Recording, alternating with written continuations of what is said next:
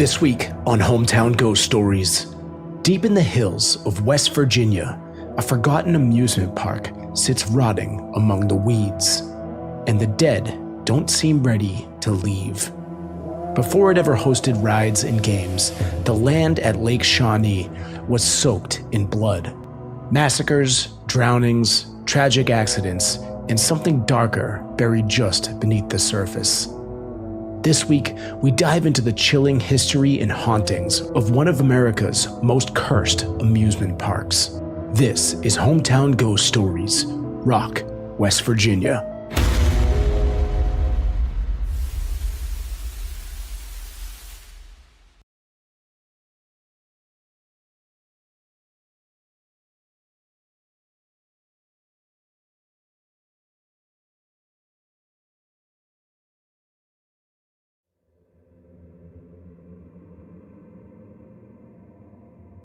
It was late October of 1992, just cold enough for jackets and just dark enough for trouble. Jason, Matt, Erica, and Kim all slipped through a hole in the rusted chain-link fence that surrounded Lake Shawnee Amusement Park, their flashlights dancing over the faded rides. "You know that people actually died here, right?" Erica said, trying and failing to sound casual. "So you keep reminding us," Jason replied dryly, rolling his eyes. "If you were that scared, you shouldn't have come." "I'm not scared," Erica shot back. "Just informed." Matt laughed nervously. "You think it's true, though? The little girl on the swings?" Jason shrugged, walking further ahead. "Every abandoned place has some ghost story. It's probably just locals messing with people, trying to get them from coming up here and checking the place out." Kim hesitated, glancing around quietly as they moved deeper into the park. A rusty swing creaked softly nearby, gently swaying as though just vacated. The group froze. "Okay, that's a little creepy," Matt whispered. "It's just the wind," Jason insisted, though his voice lacked confidence. "Wind, right," Erica muttered sarcastically. "The ghost wind of little kids on swings." As if responding to her sarcasm, a distant melody began to play softly. It was the sound of warped carnival music drifting towards them, notes distorted and slow. "Tell me that you're hearing that," Kim said in a shocked voice, her flashlight beam trembling. "Who's here messing with us now?" "Yeah," Jason said quietly, no longer mocking. "We're all definitely hearing that." Drawn by morbid curiosity, they cautiously moved towards the source. Their flashlights revealed the carousel slowly turning. The horses, once brightly painted, were now worn and grotesque, chipped paint peeling off in long, ragged strips, exposing the rotted wood underneath. Their faces, frozen in mid-gallop, looked more like twisted grimaces under the pale, broken lights flickering overhead. The entire ride groaned and creaked with each sluggish rotation, as if it was protesting being disturbed. "Someone is definitely messing with us," Matt said, though he sounded unsure. "Who? The carousel operator ghost?" Erica shot back. A giggle, clear, childlike, and undeniably real, echoed from behind them, causing everyone to whirl around. The swing ride was now spinning faster, chains rattling as empty seats flew outward. "This isn't funny," Kim said, her voice shaking. "Nobody's laughing," Jason replied, his sarcasm long gone. "Not us, at least," Erica whispered. The laughter came again, clearer and louder, as the figure of a small girl appeared briefly in one of the swings. Her faded dress billowed, her pale face smiling sadly at them. The chain snapped and tightened suddenly, the ride freezing in mid-spin. The girl pointed silently behind them. Slowly, the group turned. Their flashlights illuminated the carousel, now empty and still, but standing in front was a single balloon, hovering perfectly still above the ground, tethered by nothing. With a sudden pop, it burst, plunging them into silence. "Run!" Matt whispered. They didn't hesitate, fleeing the amusement park as laughter echoed behind them, this time not sounding like a child at all. I'm Rob Coakley, and this is Hometown Ghost Stories, Rock, West Virginia.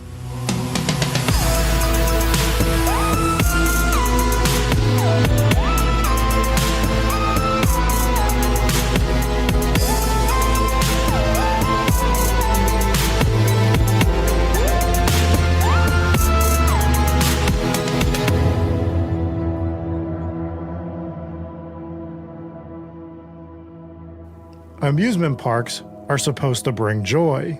Rides spinning, children laughing, and the smell of popcorn floating throughout the air. But Lake Shawnee was never meant for happiness. In fact, it was cursed long before its first ride was ever turned on. In August of 1783, long before the laughter of carnival rides filled the air, the land that would one day become Lake Shawnee Amusement Park was soaked in blood. Mitchell and Phoebe Clay had carved out a life here, building their homestead on what they thought was untouched frontier. But the ground beneath them already carried old anger, and that summer it erupted. Mitchell had asked his sons Bartley and Ezekiel to fence off the grain stacks so that the cattle could roam free. As the boys worked, their sister Tabitha and a few younger siblings were down by the river, scrubbing laundry under the heavy sun. While Mitchell was away hunting, a group of Shawnee warriors crept through the woods. Bartley never saw it coming. The shot struck him dead where he stood. Tabitha heard the gunfire and ran for the cabin. She tried to shield her brother's body. She even fought back, reaching for the attacker's knife. But she missed, and the warrior cut her down where she fell. 16-year-old Ezekiel was dragged off into the trees, taken captive. Phoebe Clay, helpless against the ambush, gathered her surviving children and fled into the woods. On her way, she encountered a neighbor named Lincoln Blankenship. Desperate, she begged him to help save her children. But Blankenship refused, turning and running to safety, leaving the Clay family behind. Word of his cowardice spread quickly, and for the rest of his life, Lincoln Blankenship was branded a disgrace among the settlers. Phoebe and the remaining children made it 6 miles through the wilderness to reach help. When Mitchell returned home, he found his family shattered, 2 of his children dead, and the rest missing. The fields were eerily silent. The cabin sat heavy with grief. A search party led by Captain Matthew Farley buried Bartley and Tabitha, then tracked the raiding party through what's now Boone County. Several of the Shawnee were killed.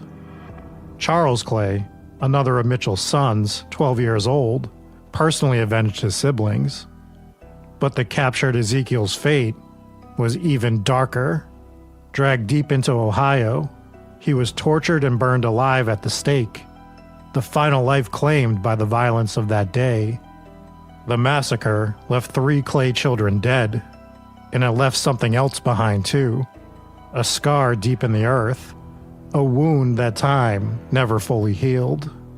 And as history would show, blood was just the beginning of the horrors that would root themselves into the soil where Lake Shawnee Amusement Park stands today. In the early 1920s, long after the Clay family's tragedy faded into legend, businessman C.T. Snido saw potential in the land. He purchased the property with a simple dream. He wanted to build a place for families to gather, a place of laughter, not sorrow. He would call it the Lake Shawnee Amusement Park. It was a modest setup at first, a Ferris wheel, a swing ride, a small swimming pond.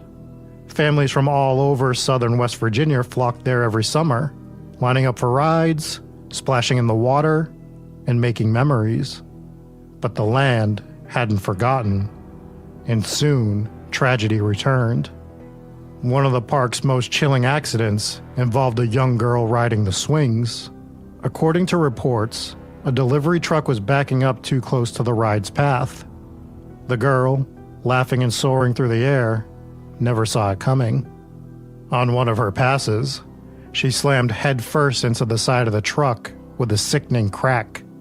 The force snapped her out of the swing, tossing her violently onto the ground. When workers and parents rushed over, they found her small body twisted unnaturally, a dark pool of blood spreading into the dirt beneath her. There was nothing that they could do. The music kept playing for a few moments longer, the empty swings creaking above her, before the ride finally ground to a halt. Her death wasn't the only one tied to the park. Over the years, several children drowned in the murky waters of the park's pond, as well as the swimming pool. Locals, including a town historian, would later recall swimming there as kids and feeling unseen hands brush against their legs, tugging at them from below. Some laughed it off. Others never went back in the water. The deaths, the accidents, and the whispered stories began to pile up. And by 1967, Lake Shawnee Amusement Park shut its gates for good. Some of the rides were left behind to rust and rot, swallowed slowly by weeds and vines. Others were sold off, scattered to carnivals and fairs, far from where they stood for years. But the ground that they had been built on, the ground that had already seen so much death, remained, waiting. After the gates were closed, the land fell silent again. Grass grew wild where crowds once stood. The pond turned stagnant. Nature started pulling the place back into itself. For nearly 2 decades, the land sat abandoned until the mid-1980s. That's when Gaylord White, who had worked at the park as a boy, bought the property. He remembered Lake Shawnee the way it had been, families laughing, kids racing from ride to ride, and he thought that he could bring that magic back. The Whites had to rebuild from scratch. They found a Ferris wheel, they tracked down smaller rides, and in New Jersey, they found a swing ride. When they hauled it home and checked the serial numbers, they realized something chilling. It wasn't just a swing ride. It was the swing ride, the exact one tied to the girl's death decades earlier. Still, they pushed forward. They brought in new rides and attractions, hoping to breathe life back into the park. And for a little while, it worked. Crowds returned, drawn by cheap admission and nostalgia. But it wasn't meant to last. Skyrocketing insurance costs forced Lake Shawnee to shut down again after just a few short years. The crowds disappeared, the rides fell silent, and the land went back to sleep. Or at least, it tried to. Not long after, while clearing a section of land, the Whites made a discovery that would change everything. Their bulldozers turned up pottery shards, arrowheads, and bones. They called in archaeologists from Marshall University. After a ton of extensive work, they uncovered 13 graves, most of them belonging to children. After that, they stopped digging. Even without disturbing the rest of the ground, it became clear. Lake Shawnee had been built atop a massive Native American burial site. Later estimates suggested thousands may have been buried here, wiped out by disease centuries before. The Whites had seen enough. They knew that they couldn't build houses here, and it became obvious. The tragedies tied to Lake Shawnee went deeper than anyone ever realized. After the graves were uncovered, the Whites knew better than to dig any deeper. But the land didn't need to be disturbed to make itself known. Gaylord White, who had spent much of his life on these grounds, was among the first to experience it. While mowing one afternoon, he felt a sudden weight settle across his shoulders. When he turned around, he saw her, the little girl in the ruffled dress, standing by the swing ride that had claimed her life. She said nothing. She just watched. Gaylord stepped off the tractor and left her right where it stalled. As his son Chris later explained, quote, he didn't know what it was, so one day he felt the weight and he turned around and a little girl from the swings was there. She was in a ruffled dress and she just appeared. He wasn't scared, but the only thing he could think of was, well, if you like this tractor so much, I'm going to give it to you. So he got off of it and left it sitting there, end quote. After Gaylord's passing, his son Chris White took over the property, determined to keep Lake Shawnee's complicated story alive. But there are some that believe that Gaylord never truly left the park. One night, security footage captured the safety bar on the Ferris wheel unlatching by itself, something that Gaylord had been obsessively careful about when he was alive. Jewel White, his wife, believed it was a sign that Gaylord was still there, quietly watching over the rides that he loved. And the stories didn't stop there. Visitors and investigators from around the country began showing up. Many reported seeing the girl near the swings, sometimes laughing, sometimes simply staring. Others spoke of carnival music drifting from the rusted rides, warped, broken, playing to an audience that is long gone. At the site of the old swimming hole, now dry and overgrown, some claim to hear splashes or feel a cold tug at their ankles. Photographs taken on the grounds revealed strange, shifting figures, sometimes orbs, sometimes full-bodied apparitions, standing among the broken rides. It's not just the sights and sounds that get to people. It's the feeling, a weight in the air, a pressure against your chest, the sense that someone, or something, is following you between the rusting attractions. Today, Chris White and his family still care for Lake Shawnee. They offer tours, share the history, and let visitors walk the grounds. But if you go, don't expect the land to stay quiet for you. It never has before.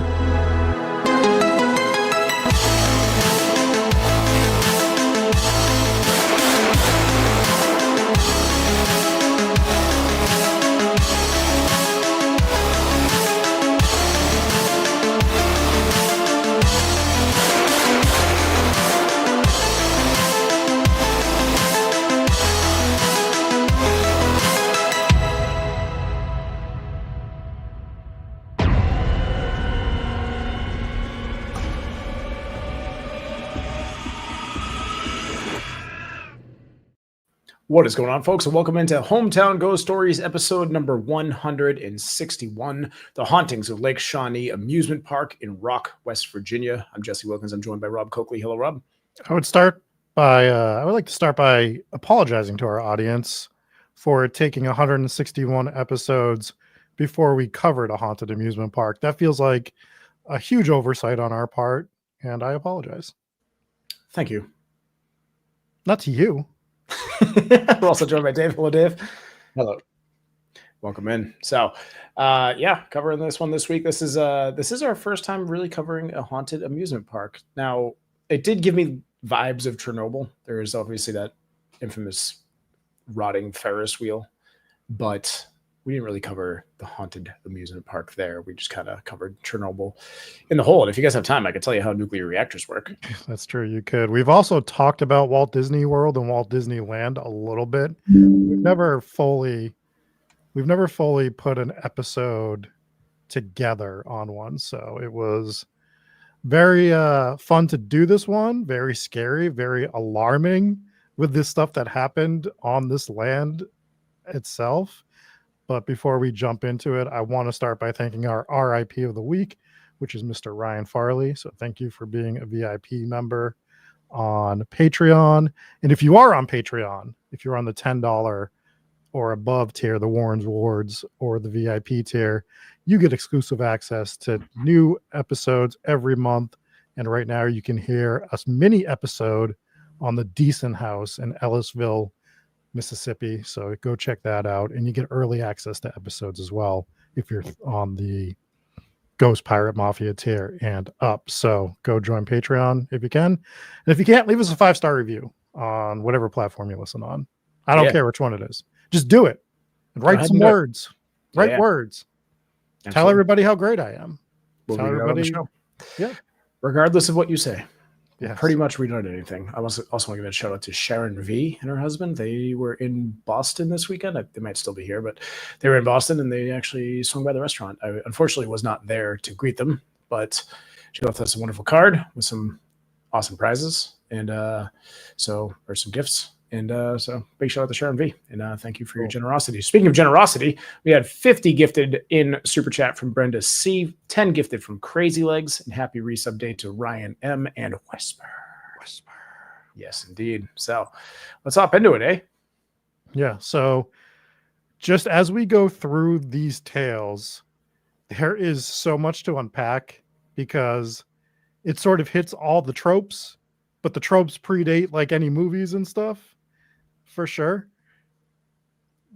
Sorry, we were appreciating Elizabeth Young's comment of Rob is 0 out of 10 stars.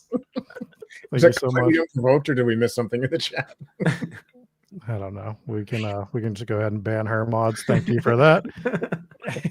And we will start talking about this haunted amusement park that starts long before it was an amusement park with the Clay family dealing with an insane tragedy with the Shawnee tribe.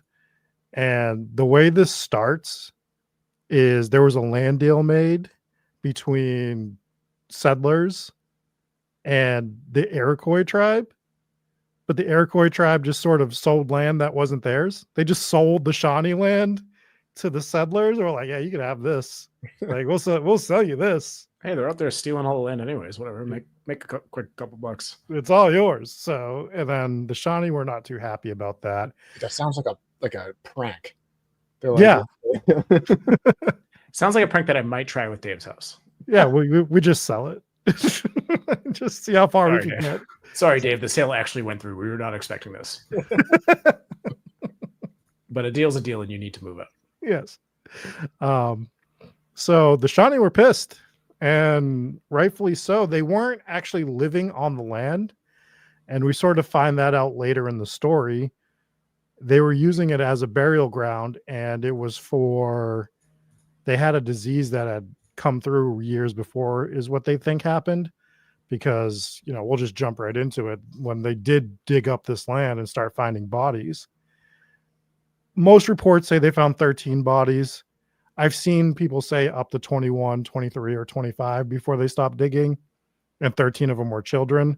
It's a little murky there. I was trying to find the actual reports from Marshall University, and I couldn't find them. So I think it's at least 13 bodies that they dug up, right? And they were all children, or most of them were children. So that's unfortunate. Yeah, not great. So that is something that occurred there. And can you guys? Sorry, my audio completely cut up. Yeah, your audio is being weird. Yes. So they have this burial ground, right, where they're upset that people are moving on to this land. And they allegedly talked to the Clay family and warned them a few times to move off of this land. Clay family bought the land. They felt as though it was theirs because they paid for it. They were settling it. And then it sort of escalated into this terrible situation where the Shawnee tribe sat in the woods and waited for Mitchell Clay to leave. And as soon as he did, they attacked his family, killed 2 of his children, 1 son, 1 daughter. One daughter was trying to shield her dead brother's body. They take away the other one that's 16 years old, I believe, bring him to Ohio, where nothing good has ever happened. Just not one good thing has ever happened in that state. And they burned him at the stake. So we talk about witches not being burned at stakes in America, but people were still burned at the stakes for other reasons, which is terrible. I did read that they like property disputes. Yeah, yeah. That's what we should do now, right? Yeah, definitely. That fence is 6 inches over my property line, and then you just burn them at the stake in your front yard. That's what Dave's going to do when we sell his house. Yeah. Just no, I don't think so. This is how you establish dominance over your HOA. Like, you don't take the president out. You don't take the president of the HOA. You take the vice president, and you burn him at the stake in front of your house, and then you paint your house green. Because now you can. Now you can put ACs in the window. Everything's fine. Now you can put ACs in the window. Yeah, exactly. Is it the window of your jail cell? Maybe. But hey, you got the AC. Yeah, you got what you needed. And that's all that matters. So terrible tragedy. The Clay family did end up staying there. They did live there for a while, but when the land sort of got abandoned, I did find one photo of the Clay, like alleged of the Clay family house, but I only found it from one source, and I couldn't find another source to back it up, so I didn't include it. It looked dilapidated. It might have been taken like close to when it was about to get torn down anyways. But the land sort of sits vacant, right? Until the early 1900s, 1920s. We get C.T. Snido coming in. Oh, the other thing I want to bring up. So as the family is going through this tragedy, we talked about Lincoln Blankenship. Oh, yeah. Talk about the town coward. Yeah, he just became... So here's the deal. I don't know if he's a coward. There's like 20 Shawnee Indians that are riding around. What is this one dude going to do if he ran to get help? Don't you think that's a better, Did he run to get help? That's what they said he did. I think we should take 10 minutes and have a debate on whether one person can take on 20 Shawnee Indians. What, one Blankenship versus 20 Shawnees? So his name was Lincoln Blankenship from everything I could find. I did see some people report his name as Leggett Blankenship or Liggett Blankenship, which would just be the worst name of all time. Mm-hmm. And like, you have to be a coward if your name's Liggett. The second worst name in this episode. Yes. But I just wanted to hit on that real quick. So let's talk about C.T. Snido buying the land and having a vision of a place for families to gather and, come on the weekends, come during the summer, have some rides, go swimming. Seemed as though he just wanted to make a lot of people happy. Seemed like a good idea. Seemed like a great idea. Don't think he knew what was underneath the ground. I don't think he ever knew what was underneath the ground during his life. Since it didn't get uncovered for another 60 or 70 years after he bought the land. So overall, not his fault, I would say. Yeah, I mean, not his fault at all, I guess. Although, where are we putting these rides? We're not digging these rides into the ground to find this stuff? Yeah, apparently they're putting the rides right where the trucks go. Right in the parking lot. I don't know. Okay, so let's talk about that in 1 second. So every report that I could find is that there was allegedly 6 deaths tied to the park during the time that C.T. Snido owned it. I could only find 3 that happened, which is still bad. And I think the 4th might actually be people associating his daughter's death to the park, which could be part of a curse. If we think that this is a curse, sure. Well, how did his daughter die? So I'm gonna tell you. I actually have the newspaper article, and we'll read some of it. I can't read all of it because this was written in the 1920s, and they were not great people in the 1920s and said some things. But we'll read some of this.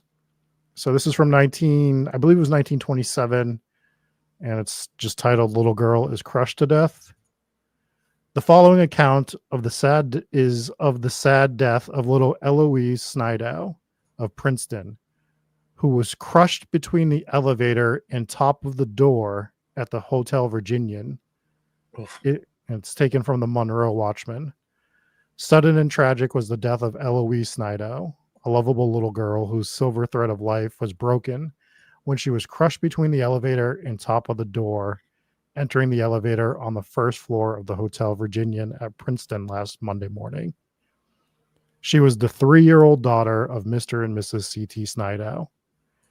Shortly after 11 o'clock, Eloise was romping about the hotel lobby and ran to get on the elevator.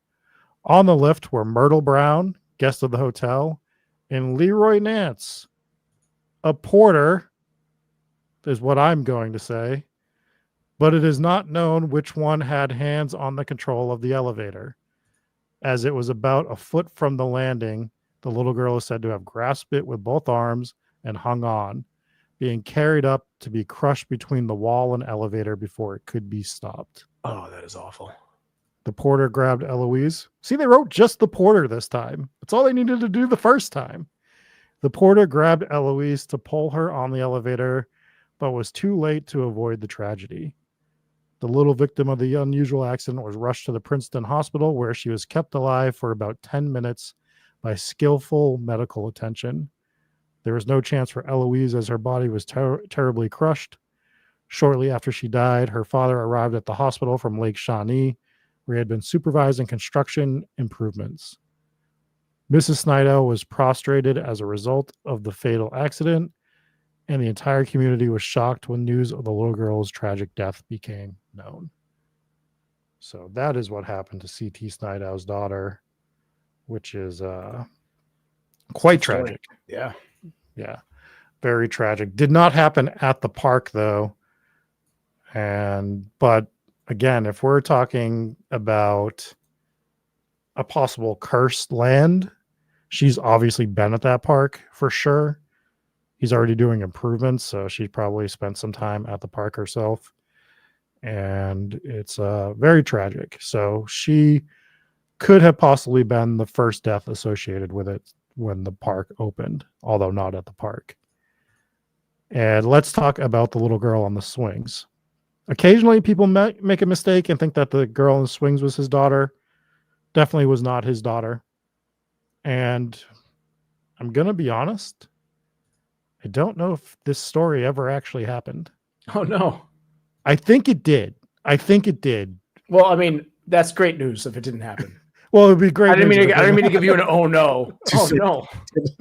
What can we do about this? Yes. Yeah.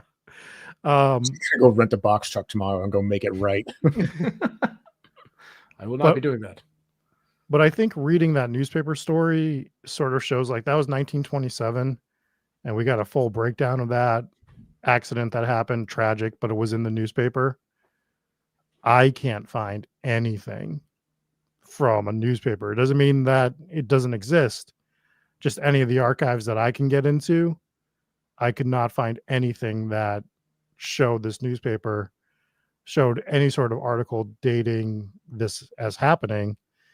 And when you start researching this, you will see people say that this happened in the 1920s, it happened in the 1930s, it happened in the 1950s, it happened in the 1960s.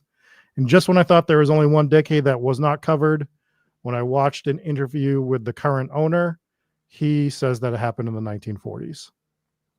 So I would think that if anyone's right, it's him, if it actually did happen. But there's no newspaper articles. I do find a name associated sometimes, but not most of the time. The weird thing does sound like a little bit like ghost tour lore, where you have stories that are told on ghost tours that kind of snowball, and every single tour guide seems to have a different version of the story. Mm-hmm. Doesn't mean that these events didn't happen, but it just, I don't know, somebody needs to get their story straight. So I was thinking that myself, Jesse, and I started digging a little more into it. And I found a bunch of posts on Reddit talking about this, and people recall growing up with their parents telling them the story of this happening. So that's why I lean a little more into maybe it actually did happen, because it doesn't seem like it just appeared out of thin air. Like it seems like this story has been told for a long time, and some of these parents might have been alive when that happened. So I don't know, like that. I mean, like you said, Jesse, we kind of wish that it did. We hope it didn't happen. I'd lean more towards it did than didn't, but it's right on the fence. I would love to. Yeah. Must be one of those where the official record is lost in time. Yeah. So, but it's a terrible story if it actually did happen. And how do you allow this to happen? First of all, who is this truck driver that is backing up this close to an active amusement park ride? Like, what are you doing? Where are you? It doesn't even make sense. Like, you have to back into the ride, right? Yeah. Because I know, like, the swings, they come and they go out, but like, how? I guess if you're backing up and you're close enough, maybe he was backing up to either drop off provisions, I'd guess, or maybe they were dropping off another ride. Carnivals do that from time to time, or amusement parks and stuff. Who knows? I don't know. But all I know is these truck drivers are good at this stuff. It just screams like, when you see those moving trucks that are like rental, it just screams like person who rented that truck, but they wouldn't have an employee renting a truck and driving it for the first time. It's wild. It's wild that you have to go out and get like your, what is it, like a CDL license or whatever to drive these big trucks, unless you just want to rent one and move. Then you can just go. Then you can just do it without a license. I remember like we had those are still just 2-axle trucks. There's not. You can't rent. You cannot rent an 18-wheeler. There must have been a mistake, and you have to talk to Nick about this, our friend Nick. When he moved from his condo to, I don't even know where he was moving to. It might have been to his house that he has now. We helped him move, and they gave him the biggest truck I've ever seen. Like, it was the biggest, like, you should not be driving this as a civilian. And it was so close to a disaster so many times, but we made it from point A to point B. But I just remember I was helping him move that day, and I'm like, why did they give you this? Like, this thing, it wasn't one of those regular ones. It was like an 18-wheeler, like massive. I don't know, it was actually an 18-wheeler, but it was absolutely massive. Ask him about that someday. But it's like the fact that people can just drive these giant trucks without any experience whatsoever, just because you're renting it, it just seems like a flaw in the system, if you will. They should rent you. You should have to rent a driver as well for those. Yeah, really. Well, I mean, if this did happen in the 1940s, I don't. And it's alleged that it was a soda delivery truck. So they were delivering refreshments, but who knows what the licensing was for trucks in the 1940s? I can't imagine that's what it is now. The driver had one too many 1940s Coca-Colas on the way there, maybe. Maybe not enough. Yeah. I also don't think you need a license in 2025 to drive a car in West Virginia. So it's probably fine. It's all fine. It's all good. But yeah, terrible tragedy. She's on the swing. Even if you see that coming, there's nothing you can do. No, you can't jump off. You're trapped. You're in, like, it's Final Destination stuff. Oh God, that's awful, because you probably saw it as she's like spinning around, just getting closer and closer every time she goes around. Like, he's not really going to do that, is he? Oh man, that is tough. Worst game of roulette of all time. Not good. Yeah, not good. So she hits the truck and passes away there. And then we start getting drowning deaths. And this is the one that I was able to actually find articles on, and I was able to back up 2 of the drowning deaths that happened here.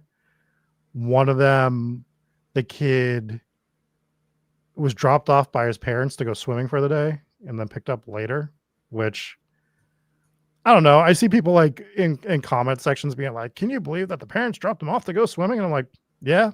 Like, I feel like that was a thing up until 15 years ago. Parents just trying to find somewhere to ditch their kids to go play for the day.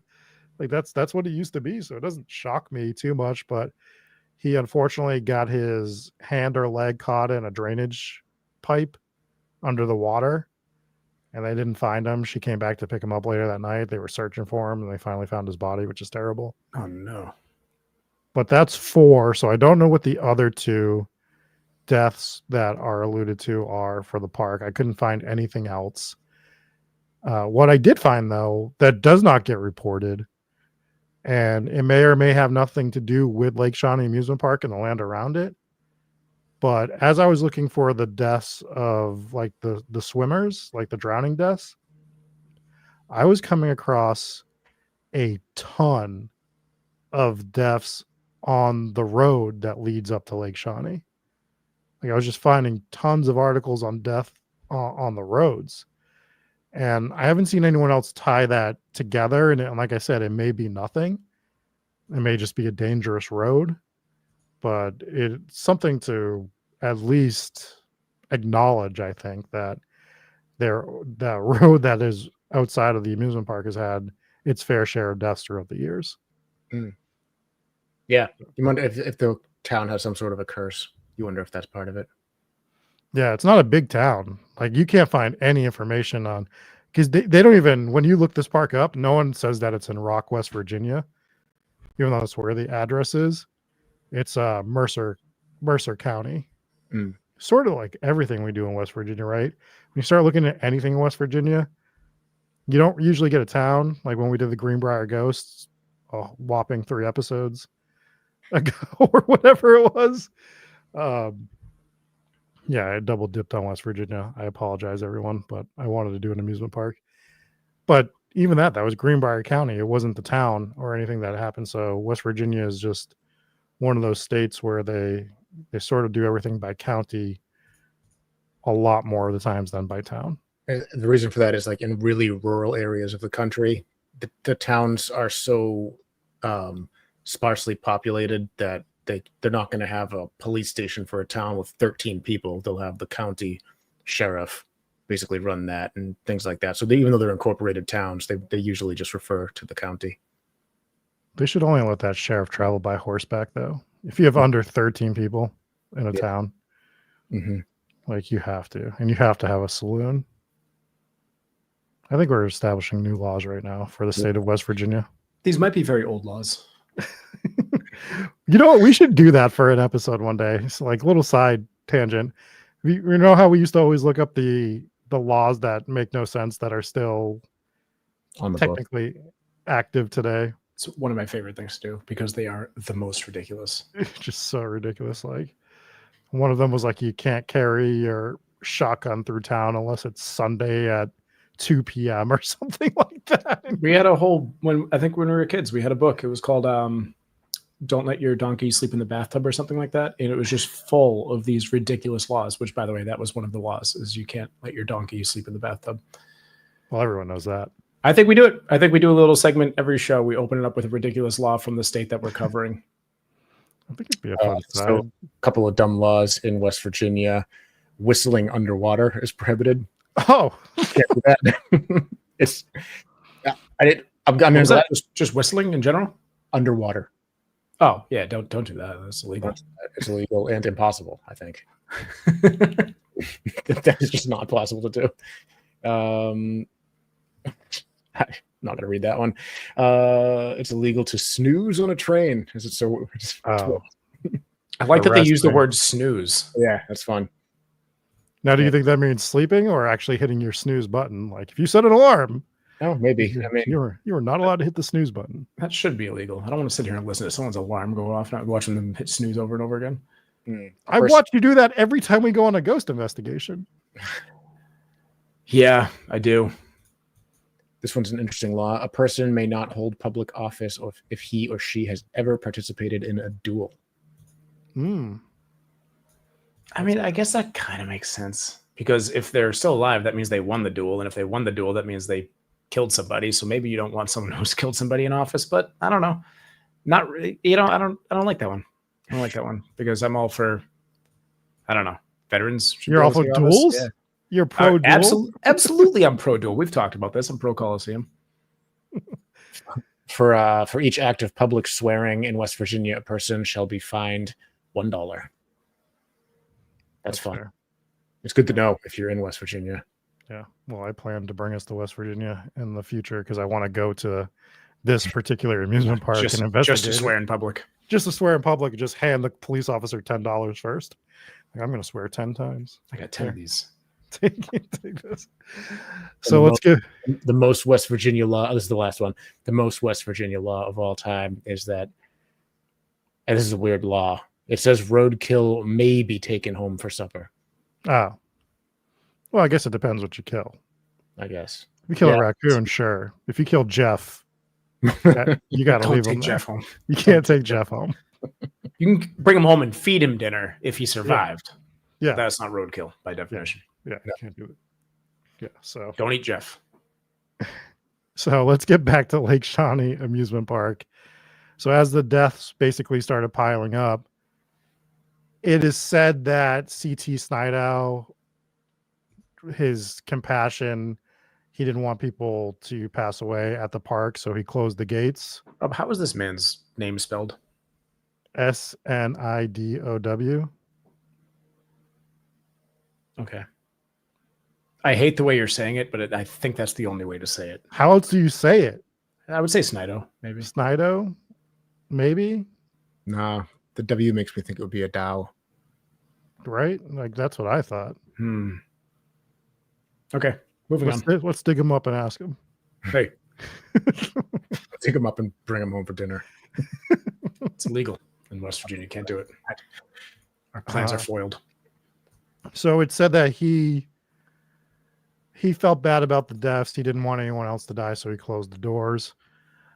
I read a newspaper article that said something a little bit different, personally. And the article that I found from 1967 said that they were failing health inspections, and that's why they had to close the doors. An amusement park? I mean, it's, yeah. I mean, you're talking about carnival food. Do any of them pass health inspections? I don't know. Well, it might have been for the rides too, or some other stuff. I mean, they had a swimming hole. Like, there's a lot that you have to inspect to keep those places open. I worked at an amusement park one summer, and I, who was 18, was in charge of checking my own ride. Oh, that's alarming. Yeah, that's scary. It's one of those, like, I wasn't a carny, but like the carnival came to my town, as it does every year, and I applied and worked there for the summer. But yeah, they're just any 18-year-old kid who wants to work the rides, they are in charge of inspecting them every morning. That really sounds like you danced around the fact that you were a carny. I wasn't a carny. The carny traveled with the show. I lived at home and I just worked there for the summer. But you traveled to the carnival every day. Yeah. I walked to the carnival. That's a form of traveling. Yeah, that is traveling. Yes, that is traveling.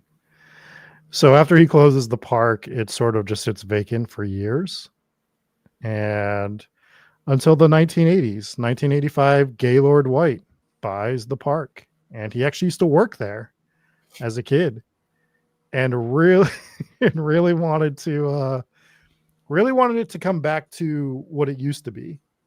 So that's what he tried to do. He tried to open the rides and try to open it back up. He was successful for a few years. He got some rides in there. And one thing I want to address is, I know my opening ghost story had a carousel in it. I couldn't find any fact that there was a carousel at this park at any point in time. I feel like you got to, right? Well, you got to. Like, it was 1920s. What other rides do you have? The swing ride, the Ferris wheel. You got to have a carousel in there. So they must have at some point. I'm sticking by putting it in there. I'm sticking by it. Honestly, if we were going to put money down and gamble on whether or not they at one point had some sort of a carousel, my money would be on yes. Yeah, right. You would think so. So anyways, he wants to get the swing ride, and he goes and he buys one from New Jersey.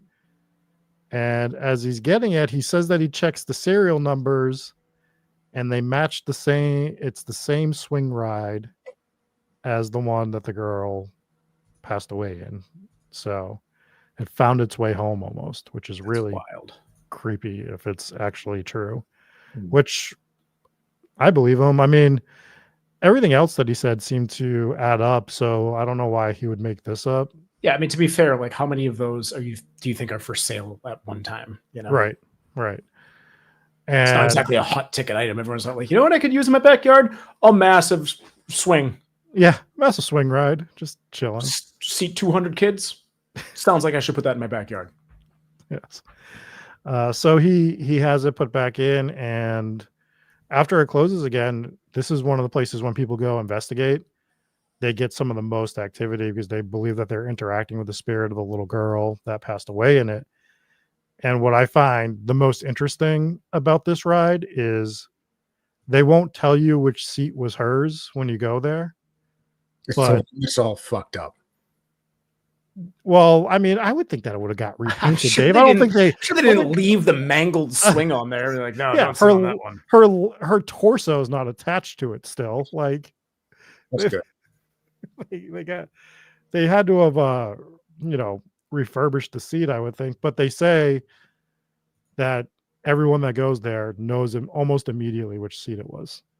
Like Really? everyone's drawn to the same seat. So I'd love to investigate this place and see if we come to the same conclusion. Oh, absolutely. I mean, just for the experience alone, just abandoned amusement park. I've always been fascinated by like abandoned water parks, abandoned amusement parks. That stuff always. They're so cool. They're so. Anytime creepy. I watch one of those videos, you ever watch the videos of guys like skateboarding at the abandoned water parks? Yeah. They're like going down the tubes and stuff, like crazy. Those are fun. Have you ever seen the It's one? I believe it's in China. That I don't even know if it ever opened or it only opened for a few years, but it was like this massive. It was supposed to be built to rival. It was either China or Japan. It was supposed to be built to rival like Disney, and it closed down within like 5 years. It's like called like Dream World or something. It's a scary looking place now. They're always scary looking. Yeah.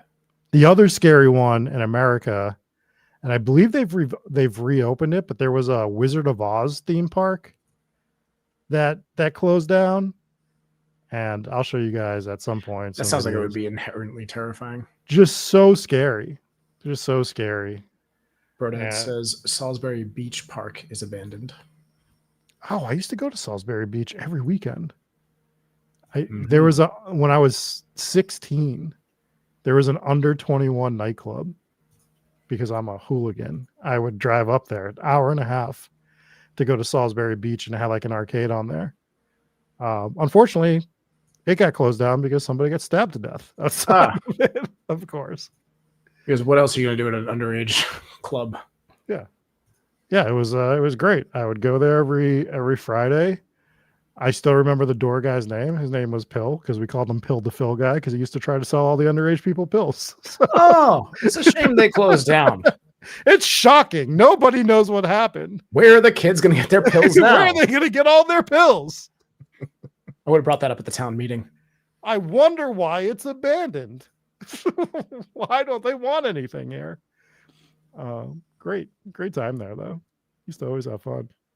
Lots of reggaeton back in that time frame. A lot of Sean Paul playing over the God. speakers. Don't you miss it? We all do. Let's get back to the whites owning this place though. They reopened the park for a few years and it has to close down after 2 or 3 years because the insurance cost to cover this park was just astronomical. And they were trying to do it at like cost effective methods for people. They were doing like $1 admission. And that's why they couldn't keep it open because they were trying to keep it as cheap as they possibly could, but clearly it just wasn't working out and they had to close it down. So they started, looking at possibly developing the land, and they were digging for other stuff that they did on the land. And that's when they come across, these artifacts and these bones. Things just keep getting worse. It's just at that point, just pack up and move out. Yeah, just absolutely. So they do get Marshall University to come check everything. And, I want to fast forward to Gaylord White's experience that he had himself, because this was like one of the weirdest reactions to a ghost that I've ever heard in my life, where he's driving his tractor, he's cutting the grass because it's a, huge plot of land, and he feels something like grabbing his chest almost. And then he gets off the tractor and he looks and he sees the girl by the swing set or the swing ride. And she's just like staring. And he's like, "Oh, you like this tractor? Keep it." He just never moved it. That's how scared he was. He's like, "This is yours. You can have it. Please don't kill me." Yeah. Like, I'm not scared. Nobody better say I'm scared, but I'm going to leave this tractor here for this ghost. And apparently it never moved. I don't know if it's moved now. I was watching videos on the property and I couldn't see it anywhere. There's like an old abandoned school bus there now. And I bet you that thing broke down. He's like, "Oh, Yeah. this is for you." Yeah. I parked it here for you. You can have it now. I The did ghost this is like, I on don't want your purpose." shitty tractor. His wife also had her own experience with a ghost where she saw the ghost of a Native American in like full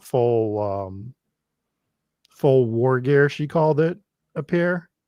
So ghosts of Native Americans have been seen here, probably of the Shawnee tribe. You would assume that this was their land, even though the Iroquois sold it instead of them selling it. So she has seen ghosts as well. The family still owns it. They still operate it. You can rent the place out. You can go stay there overnight and investigate the amusement park. That is awesome. I, for 5 minutes, thought about going and driving to get footage. I was like, drive to West Virginia from here. I thought it was going to be like 9 hours. It was like 12 more 13 than and a that, yeah. half. I was like, a little too much, a little too far right now to go get 2 hours of footage. Yeah, it's down near like Vermont, isn't it? Yeah. Crazy Legs throwing 10 gifted memberships in YouTube chat. Thank you so much, Crazy Legs. You're a legend. Yeah, I think it's between Vermont and the Panama Canal. It is. Really narrowed it down for you there, folks. Not exactly the halfway point, but it is in between the two. So there have been other ghost stories. You can watch some investigations there. Some of the bigger shows have been there. It's constantly listed as like one of the top 5 most haunted amusement parks in the world as well. It's got so many different ghost stories attached to it. The little girl, the boys. Oh, the one that I found the creepiest though is one of the town historians who grew up around there. She was like the actual town historian. I believe it was a woman. Can't remember for sure now. I wrote this so long ago. She used to go to the park and she would swim there, and people would talk about it felt like hands were grabbing their legs and trying to pull them under. And this isn't the first place we've heard this happen either. This is like Lake Lanier stuff as well. As well as Mineral Springs Fox Hollow Farm. Fox Hollow Farm. Yep. So this is like a recurring haunting that we see happen at places. And most of the places we've seen this happen, with the exception of Mineral Springs, is like mass death or mass graves. Because we know we had the mass grave under Lake Lanier, which was a Native American burial ground, as well as the town. We have the Native American burial ground here. And Fox Hollow Farm was a whole different can of worms for mass murder. Yeah, still a burial ground. Not Still Native a burial American. ground. Right. So, but you never know. I mean, anywhere it could be. United States. Right. So that one I found to be the most haunting because multiple people reported that. They all remember it. And then you did have the drownings. So very, very spooky stuff. Very scary. I don't think I'll go swimming at Lake Shawnee if we ever go there. So, So is it another human soup situation? Yes. All set. Yeah, I'm all set with human soup myself. But I do think this has, I know Jesse has his very short list of 3,000 places. This has vaulted to top 3 locations that I am going to want to go investigate. Yeah, for sure. Especially since they allow it. Like a lot of times with these abandoned parks and abandoned anything abandoned, you're just not allowed to go. So it's like, all right, do I want to risk driving all the way to West Virginia to potentially get arrested or kicked out immediately? No. Right. Will I drive down there, pay to investigate, and still get arrested? Maybe. But it won't be because I'm not allowed there. You just got to pay your bill for how many times you swear, Jesse. That's right. All. Yep. Going down there with $3. $3. I swear 3 times every vacation. It's quota. We all count every time. We're like, oh, you only got 2 more, Jesse. That's 1 left. That's right. You're out. But that is Lake Shawnee Amusement Park. There's still a ton of ghost stories there. I'm hoping, like I said, we go investigate it in the near future. Do you gentlemen have any closing thoughts on Lake Shawnee? A lot of tragic stories. Not a lot to laugh at with those ones. That was kind of a brutal episode. We made it work. We did. We squeaked a few in there. That's right. Do we want to get into some 5-star reviews? Yeah. Oh, right. real quick, just a quick shout out to Nancy. Happy birthday, Nancy. Happy birthday, Yep. Nancy. Happy birthday. Chicago, Nancy, right? I just keep saying everybody saying happy birthday, Nancy. I'm assuming that's Chicago. Hell yeah. And yes, all right, go ahead. All right. So our first one is from somebody whose name is My Loser Big, titled My Favorite Podcast. This is on Apple. This pod is my absolute favorite. I met Rob 3 years ago on Block Island. He told me what podcast he was there for. I listened to one episode and I was hooked. I'm only 16, but they make everything super funny and relatable for younger listeners. Great show. 10 out of 5 stars. So Nice. glad I wasn't an asshole when I met you on Block Island. So that's a good thing. I do have one more that I want to find here, but I need to open Spotify, which always scares me that something is gonna absolutely just start playing for no reason. Turn your phone. That's a good. I mean, that's the easy solution, Dave, but it's also against the law. In West Virginia, it might be. Yeah, exactly. David Witt gave us a 5-star review on our Ghost of the Undead Girl Bentonville episode. And the most recent one comes from This is going well. Miss Chrissy. I tried to write these down earlier. That's okay. Take your time. Miss Chrissy wrote, I love this show. You guys make me laugh so much. My staff thinks that I'm nuts. Loved the Cripple Creek episode. So that was the other one that I wanted to read there. So does your staff think you're nuts because you love the show, or was that just a random point thrown in there? Hey guys, listen, my coworkers think I'm crazy. Yeah, they just think I'm crazy. It's got nothing to do with anything else. That's great, though. Thank you for the review. Appreciate that. Yes. Is that all you got for today? Shall we hop into some Patreons here? Let's start starting with our VIPs. We'll kick it off with Rob's belly button is haunted by little kid ghosts that spit hot dog water. Let's not say any of that ever again. Well, I have to because this is my job. You've put me in charge of this. Mrs. O'Leary's demon cow is Jack the Ripper and the Black Monk. We also have J Gooch 725, Jennifer A, KCW, Brandina 77, Kathy F, Kitten Clown Dozer, Ghost Nurse, JP, another Vice. Dave has a new kangaroo onesie with a bottom flap. West Virginia coal miner. Hey, West Virginia. Hey, look at that. We talked about that today. If you guys missed that, it's a horse tornado. I like that. The supposedly murdered severed head. Kate and Steve M, Glitter Tees, Cammy from Washington, Kelly C, Liz Young, Donnie N, Inspires Gaming, Allison V, Robert H, Anna C, the Grim Reaper Bird, the Grim Reap Bird, the Grim Reap Bird, like that. Mom and Pops W, Father Squash the Elder, Lisa J, and Rob Coakley for governor of West Virginia. Look at that. And the campaign has begun. You're officially nominated. Yeah. That sounds like a write-in right there.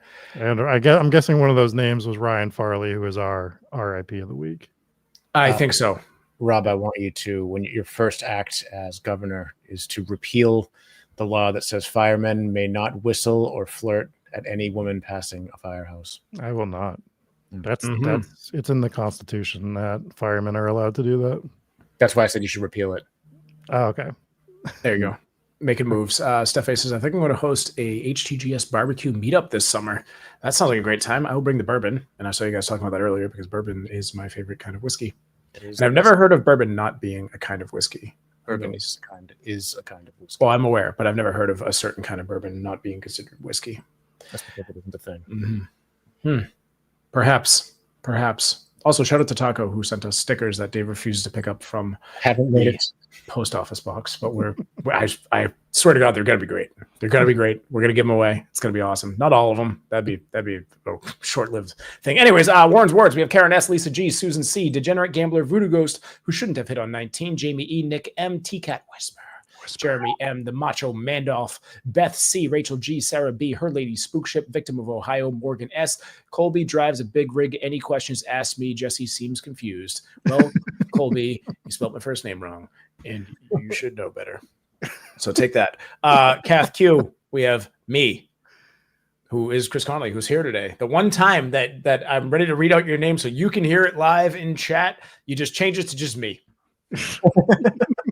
Chris Connolly, LBPS founder, live in the YouTube chat. Pretty sure he's still here. Anyways, we have the other Rachel B, Sarah Cook, Mar Fire, Lily, the one and only Anthony T. Rob has a werewolf belly button during a full moon. This is also true. People, they've heard rumors about it, but I can confirm it is a werewolf belly button. That means whenever it's a full moon, the belly button just moves up and it kind of follows the moon around his stomach. It's frightening to watch. I hope no one has to see that ever. Like a reverse sundial? What is that situation? Nobody knows. A moon dial. We have Think About It, Ghost Kids, Decaying Rides, tons of fun. We have Branches Make Me Scream, But I'm Handsome and Strong. You know what? Me too. I've had that happen to me before. I do scream sometimes. Seth on guitar as well. Thank you for being part of the Warrens Wards. And finally, we'll hop into the Ghost Pirate Mafia, kicking it off with... That's the name. All right. Yep.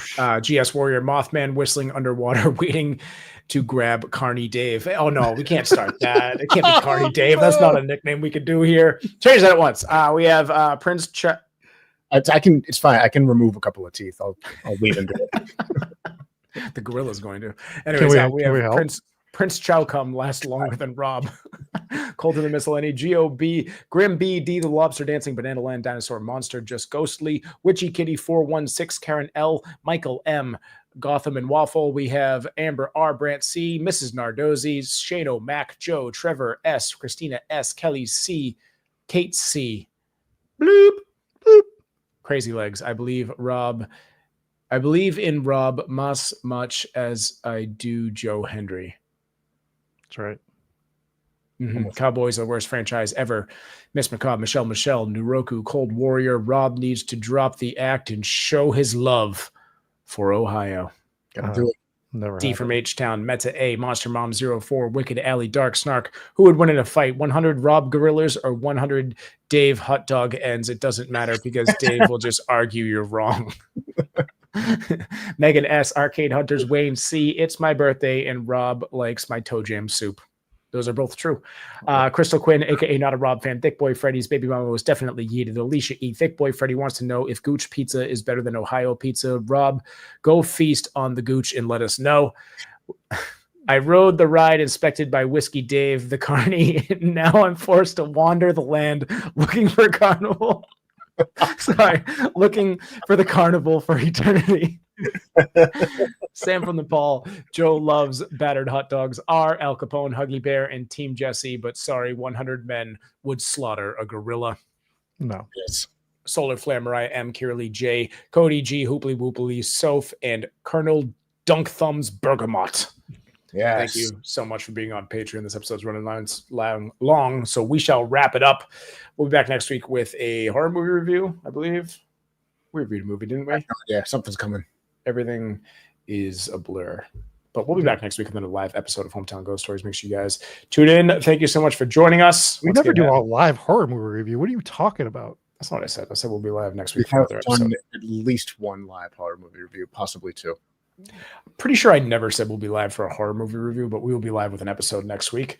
And maybe I did. Who knows? I'll edit it out. Don't worry about it. We'll talk to you guys next week. Bye.